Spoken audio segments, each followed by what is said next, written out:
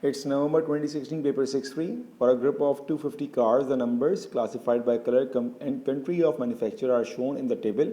तो ये आपके पास एक टेबल आ गया. One car is selected at random from this group. Find the possibility that the selected car is a red or silver car manufactured in Korea. Alright. First part. हम किसको focus कर रहे हैं? A red or silver manufactured in Korea. तो Korea में आपकी red कितनी है? इट्स 30. तो कोरिया में हमारे पास रेड कितनी है? इट्स 30. सिल्वर कितनी है हमारे पास कोरिया में? It's 34. Alright. The total number of cars we have in Korea it's what? सबको आप ऐड कर लोगे and you will get what? 34 plus 26 plus 30, that will sum up to 90. इसी तरह मैं इन तीनों को भी ऐड कर लूँगा, जापान की गाड़ियों को. That will be 26 plus 22 plus 12, that is equals to 60. इसी तरह मैं जर्मनी को भी ऐड कर लूँगा, 72 plus 28 which is equals to 100. तो मेरे पास टोटल नंबर ऑफ कार्स कितनी है? That will be 160 plus 90 which is equals to 250. So that will be 30 divided by 250 plus 34 divided by 250 and you will get 64 divided by 250 which is equals to 0.256. ये आपके पास पहले का answer. For second part, not manufactured in Japan. Not manufactured in Japan मतलब Japan में तो हो ही ना. तो बहुत सिंपल है भाई. अगर तो जापान में होगा तो क्या होगा? जापान में अगर होगा that will B 60 divided by 250. Not manufactured in Japan तो आपने इसको सिंपली 1 में से माइनस कर दिया. That will be equals to 250 minus 60 divided by 250. 250 minus 60 it's 190 divided by 250, that is your answer. और डेसिमल में क्या हो जाएगा? 0.76. After that, part 3. X is the event that the selected car is white and Y is the event that the selected car is manufactured in Germany. By using appropriate probabilities, determine whether events X and Y are independent. Independent का मतलब क्या होता है? Probability of x intersection y is equals to probability of x time probability of y. ये आपकी condition है. अगर satisfy कर गई दैट मीन्स कि ये इंडिपेंडेंट है मेरे पास. ठीक है. Probability of x intersection y. अच्छा जी, x क्या है मेरे पास? सिलेक्टेड कार इज़ वाइट है मेरे पास. ठीक है. x यहाँ पे क्यों हो सकता है? And y is the event that the selected car manufactured in Germany. तो वाइट वो कार जो कि जर्मनी की मैन्युफैक्चर, वो कितनी है मेरे पास? वाइट कार जर्मनी में आए that will B 32. So firstly Germany के साथ आपके पास वाइट कार हो, या आ गया आपके पास 32 divided by 250 is equals to probability of X. X क्या है? कि आपके पास वाइट कार हो. अब वाइट कितनी मेरे पास? 32 प्लस 22 प्लस 26. इन सब को मैं ऐड कर लूँ अगर, तो मेरे पास आंसर आएगा 32 प्लस 22 प्लस 26, ये आ जाएगा 80. Sorry, that will be 80 divided by 250 times probability of Y. Y क्या है? That the car is manufactured in Germany. Germany में कितनी आ रही है मेरे पास? Leads to 100 divided by 250. अगर मैं इसको सिंप्लीफाई करना स्टार्ट करूँ तो ये कैंसिल हुआ. ठीक है. 5 2s are 10, 5 5s are 25, 5 1s are 5, 5 1s are 5 and 30, 5 16s are 32. तो ये आ रहेगा 32 divided by 250 is equals to 32 divided by 250. Condition prove हो रही है. That means the events are independent और ये आपका आंसर है. It's November 2016, paper 6-2. The question says, when Ania goes to school, the possibility that she walks is 0.3 and the possibility that she cycles is 0.65. If she does not walk or cycle, she takes the bus. When Ania walks, the possibility that she is late is 0.15. When she cycles, the possibility that she is late is 0.1. And when she takes the bus, the possibility that she is late is 0.6. Given that Ania is late, find the possibility that she cycles. So first thing, आपको यहाँ पर condition दी हुई है, given that Ania is late, मतलब ये event आपका अकर हो चुका है. That is your sample space now. Find the possibility that she cycles. So at first we need to construct the tree diagram here. तो 3 ऑप्शन है उसके पास. Either she walks, ठीक, उसके बाद क्या है, आइदर शी साइकिल्स, और अगर वो दोनों नहीं कर रही है तो शी टेक्स द बस। उसके बाद when Ania walks the possibility that she is late. अब वॉक के बाद दो ऑप्शंस आ रहे हैं, एक तो लेट हो जाए या फिर एक लेट ना हो। तो अगर वो वॉक कर रही है and she is late, so that is 0.15। Similarly cycle के बाद भी दो ऑप्शन आएंगे, लेट और नो लेट, और बस के बाद भी दो ऑप्शंस आएंगे, लेट और no late.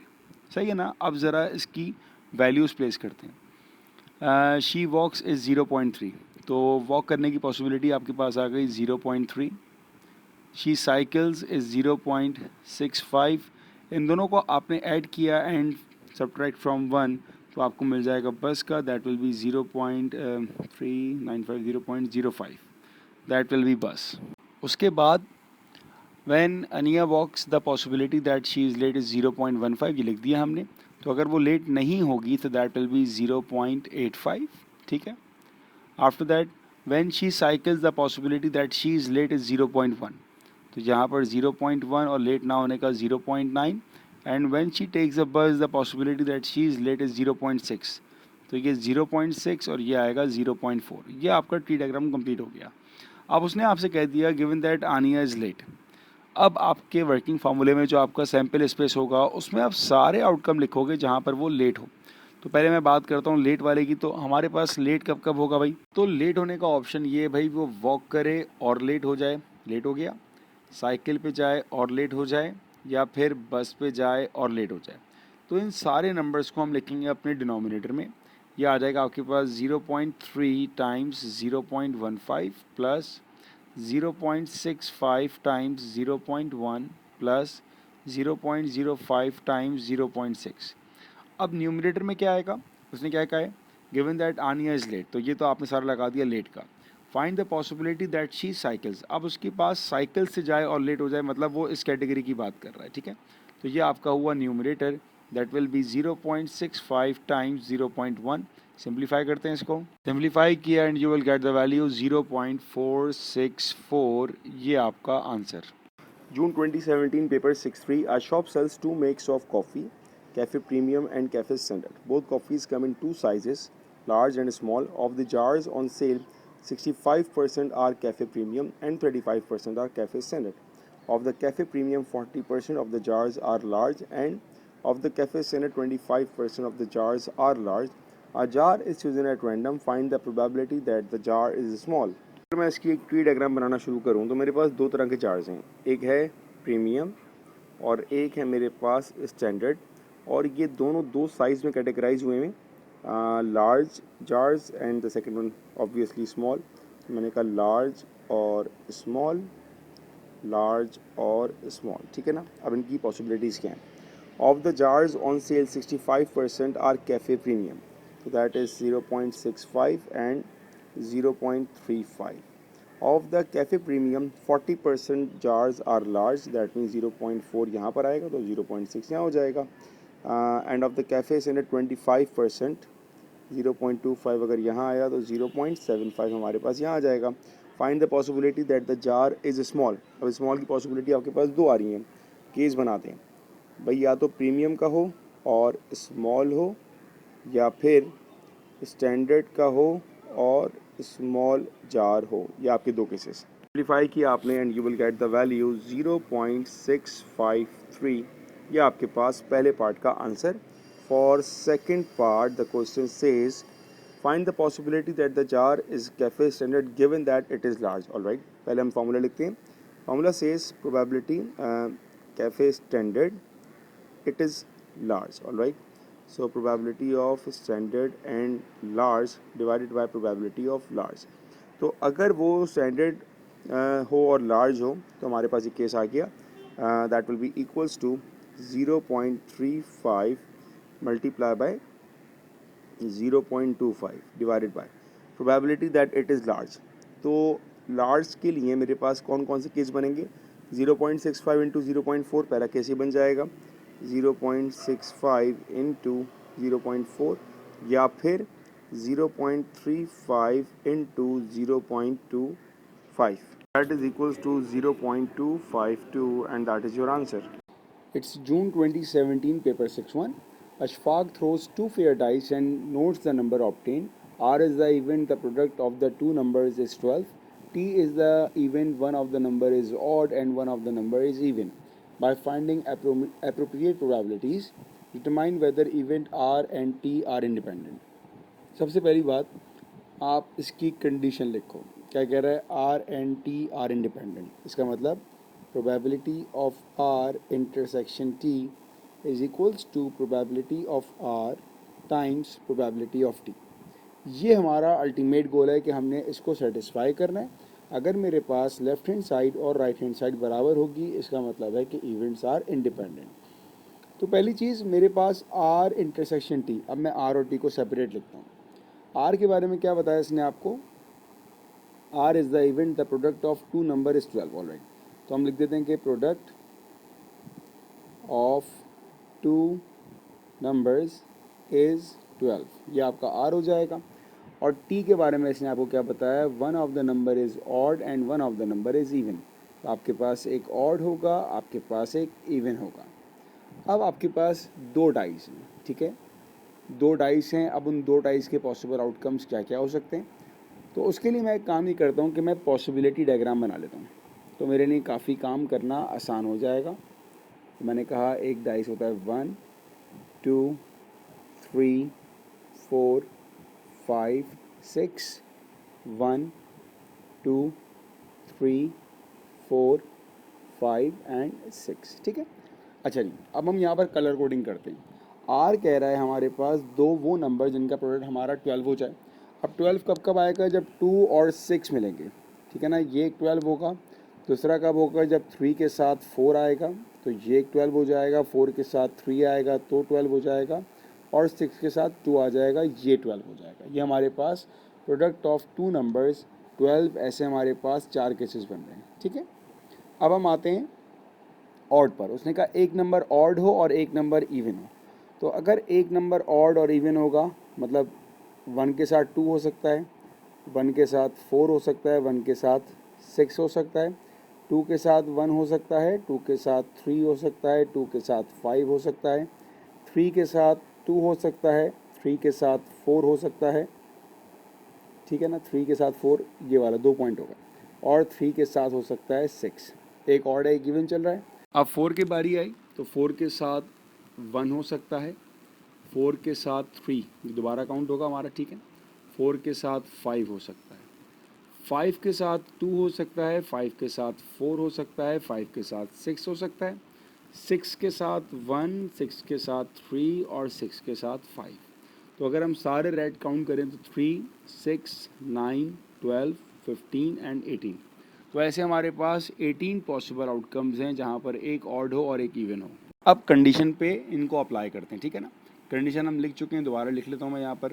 Probability of R and T is equals to probability of R times probability of T. पहली बात, आर और टी, ऐसे हमारे पास कितने आउटकम्स हैं जहाँ पर दोनों कलर्स मौजूद हैं? तो ऐसे हमारे पास दो आउटकम्स हैं. तो ये तो आपके पास आ जाएगा simple, 2/36 is equals to probability के वो आर फॉलो कर रहा है 4. तो ये आ जाएगा हमारे पास 4/36 टाइम्स ऑड और इवन के हमारे पास थे 18. ये आएगा आपके पास 18/36. सिंप्लीफाई करते हैं. 18 1s R, 18 2s R, 4 1s R, 4 9s R, 2 1s R, 2 18s R. Simplify किया सो 1/18 इज इक्वल्स टू 1/18. इसका मतलब क्या हुआ? The events are independent. और ये आपका आंसर है. It's November 2017, paper 6-2. A fair tetrahedral die has face numbered 1, 2, 3, 4. A coin is biased so that the possibility of showing a head when thrown is 1/3. The die is thrown once and the number n that it lands on is noted. The biased coin is then thrown n times. So, for example, if the die lands on 3, the coin is thrown 3 times. Find the possibility that the die lands on 4 and the number of times the coin shows head is 2. Alright. तो आसानी के लिए मैं ये करता हूँ भाई, मेरे पास एक डाई है और मेरे पास एक कॉइन है. कॉइन मेरा बायस्ड है. ठीक है. अच्छा, डाई पर तो कोई भी नंबर आएगा उसकी पॉसिबिलिटी 1/4 हो जाएगी. मेरे पास सिंपल है. कॉइन पर मेरे पास अगर हेड आ रहा है तो हेड की पॉसिबिलिटी आ गई मेरे पास 1/3. तो इसका मतलब ये हुआ कि टेल की हो जाएगी मेरे पास 2/3। अच्छा, मान लें कि आपने डाई को रोल किया और आपके पास 2 पर आ गया, ठीक है, तो इसका मतलब कॉइन अब आप 2 दफ़ा फ्लिप करोगे, ठीक है। Find the possibility that die lands on 4। तो भाई डाई अगर 4 पर आएगा that will be 1/4, very easy part. And the number of time the coin shows head is 2। अब पहली बात ये समझें कि अगर आपका डाई 4 पर आ गया तो आप कॉइन को 4 टाइम्स फ्लिप करोगे, उस 4 में से आपको 2 दफ़ा हेड मिलना चाहिए। तो पहली बात तो सिंपल है कि 2 दफ़ा हेड आएगा, 2 दफ़ा टेल आएगा। चले मैं कर देता हूँ, हेड आने की पॉसिबिलिटी क्या है 1/3, और चूंकि 2 दफ़ा आएगा मैं स्क्वायर करूँगा इसको, और बाकी 2 दफ़ा अगर हेड नहीं आएगा दैट मीन्स के टेल आएगा, तो ये आएगा 2/3 का होल स्क्वायर। अब यहाँ पर जो चीज़ एक और एड ऑन होने वाली है वो है 4 कॉम्बिनेशन 2। अब ये ऐसा क्यों हुआ, ऑल्टरनेट भी इसका हम कर सकते हैं। क्या ऑल्टरनेट होगा, देखें, उसने आपसे कहा कि 2 दफ़ा हेड आना चाहिए 4 में से, कौन सी 2 दफ़ा, भाई फर्स्ट टाइम आ सकता है, सेकंड टाइम आ सकता है, फिर थर्ड फोर्थ में ना आए, या फर्स्ट थर्ड में आ जाए, सेकंड फोर्थ में ना आए। इस तरह के हमारे पास मल्टीपल केसेस बनेंगे। उन केसेस को हम आसानी के लिए कर रहे हैं कि भाई 4 कॉम्बिनेशन 2, 4 दफ़ा आपने फ्लिप किया, उनमें से कोई 2 दफ़ा पर आपका हेड आ जाएगा। So that is your complete statement. अब हम इसको सिंप्लीफाई कर लेंगे। That is equals to 0.0741। ये आपका पहले पार्ट का answer. Next one, find the probability that the die lands on 3 and the number of times the coin show head is 3। अच्छा जी, डाई अगर लैंड हुआ 3 पर, उसकी पॉसिबिलिटी क्या होगी पहले हम वो देखते हैं। इसकी पॉसिबिलिटी हो जाएगी मेरे पास 1/3, सिंपल है। And the number of times the coin show head is 3। अच्छा भाई, अगर आपका डाई लैंड हुआ 3 पर तो इसका मतलब ये हुआ कि आपने 3 दफ़ा फ्लिप किया, और 3 दफ़ा फ्लिप करने पर आपको हेड मिल रहा है। तो हेड आने की पॉसिबिलिटी हमारे पास कितनी है, 1/3 है। तो that will be 1/3 to the power cube. अच्छा, ये यहाँ पर 3 आने की जो पॉसिबिलिटी है, इट्स नॉट 1/3, इट्स 1/4। आपके पास 4 आउटकम्स, राइट। सो 1/4 टाइम्स 1/3 पावर क्यूब। क्यूब इसलिए हुआ क्योंकि हमारे पास 3 दफ़ा फ्लिप होगा, तीनों दफ़ा हेड आने की पॉसिबिलिटी निकालनी है आपने। So the answer is 0.00926। ये इसका आंसर आ गया। Next one, find the possibility that the number of the die lands on is the same as the number of times the coin show heads. अच्छा जी, अब दोनों के नंबर जो हैं आपके पास सेम हो चुके हैं। अब यहाँ पर हम केसेस बना लें तो बहुत अच्छी बात होगी। क्या केस बनेंगे भाई, आपने जब डाई को रोल किया तो आपके पास 1 आया और आपके पास हेड भी 1 आ गया। तो एक दफ़ा रोल किया, एक हेड आ गया, 2 दफ़ा रोल किया, 2 हेड आ गए, क्योंकि हम सिर्फ हेड को फोकस करें ना। 3 दफ़ा रोल किया, 3 हेड आ गए, और 4 दफ़ा रोल किया तो 4 हेड आ गए। अब तो हम कुछ नहीं कर सकते, ये हमारे पास डिफरेंट ऑप्शंस आ गए, इन सबको हम एंड पर ऐड कर देंगे, ठीक है जी। अब अगर एक दफ़ा रोल किया तो आपकी पॉसिबिलिटी आएगी 1/4। अगर एक दफ़ा हेड आया तो हेड आने की पॉसिबिलिटी है 1/3 प्लस 2 दफ़ा रोल किया, अगेन ये पॉसिबिलिटी आपकी चेंज नहीं होगी। तो ये आपकी डाई की जो पॉसिबिलिटी है ये तो हमेशा 1/4 रहेगी। 2 दफ़ा अगर हेड आएगा तो आप सिंपल क्या करोगे, 1/3 स्क्वायर। अगर 3 दफ़ा हेड आएगा 1/3 क्यूब। अगर 4 दफ़ा हेड आएगा तो 1/3 टू द पावर 4। अब हम इसको सिंप्लीफाई कर लेंगे। तो इसका फाइनल आंसर आपके पास आ रहा है 0.123, which is equals to 10 divided by 81। Fraction में 10/81, डेसिमल 0.123, और ये आपका आंसर है। It's question number 63, November 2017, paper 6-3। At the end of a revision course in mathematics, students have to pass a test to gain a certificate. The probability of any student pass the test at the first attempt is 0.85. Those students who fail are allowed to retake the test once, and the possibility of any student passing the retake test is 0.65. Draw a fully labeled tree diagram. All right. तो आपके पास दो option हैं, उसने पास किया पहला test या फिर उसने पास नहीं किया। Alright, the possibility that a student pass the at the first attempt is 0.85, मतलब पास ना करने के हो गया 0.15। Those students who fail are allowed to retake. अब ये जो फेल होगा ये दोबारा रीटेक दे रहे हैं, और अब जो इनकी पॉसिबिलिटी है पास होने की दैट इज़ 0.65। इसका मतलब पास ना होने की जो पॉसिबिलिटी होगी that is 0.35। Alright, so that is your tree diagram. After that, next part, given that a student gains the certificate, find the possibility that this student fails the test on the first attempt. All right, given that means ये आपका आ गया conditional probability. Given that students gains the certificate, all right, certificate तो मिल गया उसको, find the possibility that this student fails the test on the first attempt. तो पहली attempt में ये पास नहीं हुआ, ठीक है। तो हम कहेंगे probability not pass at the first times certificate divided by possibility that he gets the certificate. अब इसको ज़रा फिल करते हैं, क्या कह रहे हैं, students pass at the first does not pass ना, यहाँ पर फेल हुआ है फर्स्ट में और फिर सर्टिफिकेट मिल गया, इसका मतलब है 0.15 टाइम्स 0.65, क्योंकि सर्टिफिकेट तब मिलेगा उसको जब वो पास हो जाएगा, ठीक है। ये पहला ऑप्शन आ गया divided by probability of getting a certificate. देखिए जब वो पास होगा सर्टिफिकेट मिलेगा। मैं आपसे पूछूं सर्टिफिकेट कब नहीं मिलेगा, आंसर है जब वो पास नहीं होगा। पहला टेस्ट दिया फेल हो गया, दूसरा टेस्ट दिया फेल हो गया। अगर वो दोनों टेस्ट में फेल होता है तो उसकी प्रोबेबिलिटी होगी 0.15 इंटू 0.35। इसको मैं अगर 1 में से माइनस करूँगा दैट मीन्स को सर्टिफिकेट उसको मिलेगा, ठीक है। या आप यूँ भी कर सकते हो कि पहला पास हो गया सर्टिफिकेट मिल गया, मतलब 0.85 प्लस 0.15 इंटू 0.65 जब जब उसको सर्टिफिकेट मिलेगा। सिंप्लीफाई करते हैं इसको, दैट इज इक्वल्स टू 0.103। ये आपका answer. It's November 2017, paper 6-1. The question says, over a period of time, Julian finds that on long distance flights, he flies economy class on 82% of flights. On the rest of the flights, he flies first class. When he flies economy class, the probability that he gets a good night's sleep is X. When he flies first class, the possibility that he gets a good night's sleep is 0.9. Draw a fully labeled tree diagram to illustrate the information. All right. For the first part उसके पास कितने options हैं, दो options हैं। Find that on long distance flights he flies economy class on 82%. So first thing it's economy class और business class, right? For economy class it's 82%, that means it's 0.82, and for business class it will be 0.18. आपने इसको simple 1 से minus किया. On the rest of the flights, he flies first class, all right, that is business class I've mentioned. When he flies economy class, the probability that he gets a good night's sleep is X. So he sleeps well, S, and he does not sleep well, S complement. तो अगर वो सही तरह सो रहा है, it will be X, all right. Simply when he flies first class, the possibility that he gets a good night's sleep, it's 0.9, and if he does not get the good night's sleep, so that will be 0.1. तो आपके पास ये क्या होगा, that will be 1 minus X, alright. So that is your tree diagram completely explained. After that, the possibility that Julian gets a good night's sleep on a randomly chosen flight is 0.285. तो यहाँ पर जो event हो रहा है, he gets a good night's sleep, alright.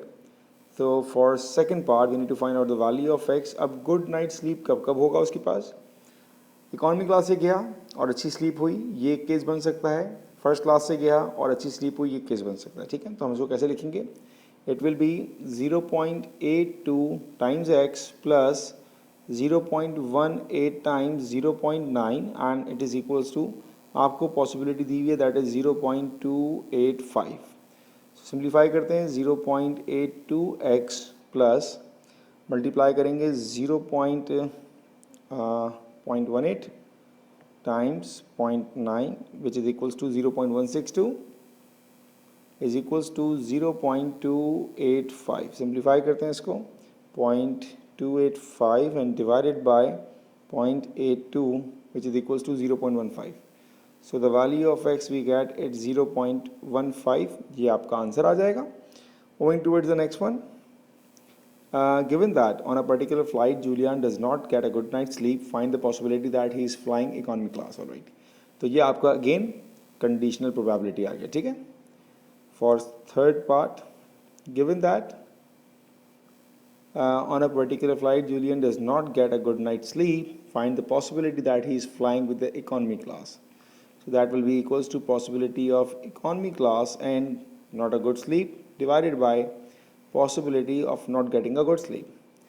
तो अगर वो इकोनॉमी क्लास पर होगा और अच्छी स्लीप उसको नहीं होगी, so that will be 0.82 times 1 minus x is 0.15, right, divided by probability of not getting a good night's sleep, that will be 0.82 times 1 minus 0.15 plus 0.18 times 0.1. बिल्कुल ये गलती ना कीजिएगा कि आप इसको और इसको कैंसिल कर दें, यहाँ पर एडिशन हो रहा है. सिंप्लीफाई करते हैं इसको हम, सिंप्लीफाई किया and you will get the value of 0.975. ये आपका आंसर.